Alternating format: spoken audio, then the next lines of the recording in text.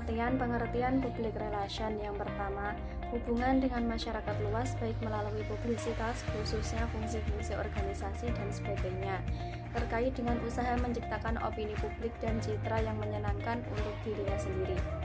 Yang kedua, fungsi manajemen yang mengevaluasi sikap publik, mengidentifikasi kebijaksanaan dan prosedur seorang individu atau organisasi berdasarkan kepentingan publik dan menjalankan suatu program untuk mendapatkan pengertian dan penerimaan publik.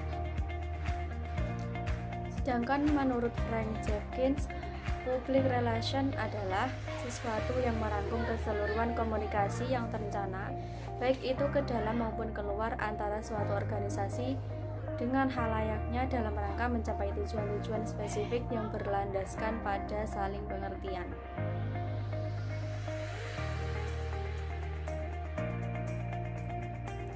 Peran public relation. Jika suatu organisasi terlihat aktif, bertanggung jawab, dan menciptakan manfaat bagi masyarakat, maka orang-orang akan tertarik untuk bergabung dan pemerintah akan simpatik. Hal yang sebaliknya, jika suatu organisasi bernuansa mencurigakan, tidak disukai para politisi, tidak didukung penuh oleh anggota organisasi, dan kemungkinan suksesnya akan kecil.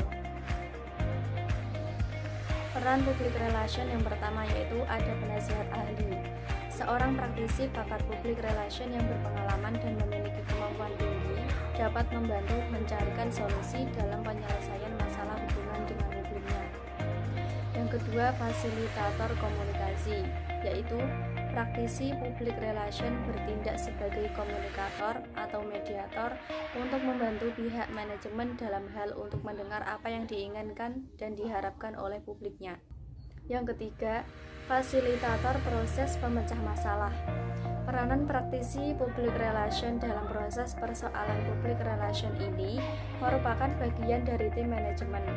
Dalam menghadapi persoalan, maka dibentuk suatu tim, dikoordinir praktisi ahli PR, khusus untuk membantu organisasi atau perusahaan yang tengah menghadapi atau mengatasi persoalan krisis tertentu. Yang terakhir yaitu teknisi komunikasi. Peranan communication technician ini menjadikan praktisi public relation yang hanya menyediakan layanan teknis komunikasi. Adapun tujuan PR yang pertama yaitu menunjang kegiatan manajemen dalam mencapai tujuan organisasi. Yang kedua, membina hubungan harmonis antara organisasi dengan publik internal dan publik eksternal. Yang ketiga, menciptakan komunikasi dua arah dengan menyebarkan informasi dari organisasi kepada publiknya dan menyalurkan opini publik kepada organisasi. Yang keempat, melayani publik dan menasihati pemimpin organisasi demi kepentingan umum. Yang terakhir, operasional dan organisasi public relation adalah bagaimana membina hubungan harmonis antar organisasi dengan publiknya untuk mencegah terjadinya rintangan psikologis, baik yang ditimbulkan dari pihak organisasi maupun dari pihak publiknya. Etika-etika dalam PR yaitu yang pertama amanah.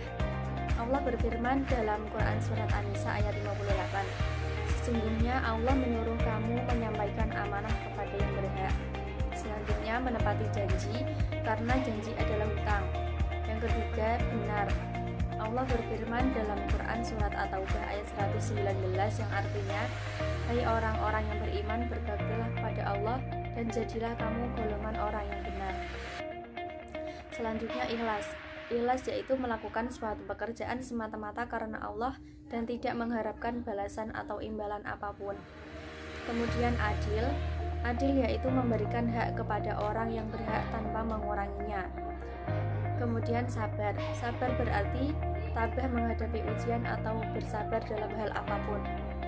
Kemudian kasih sayang, pemaaf, dan yang terakhir adalah kuat.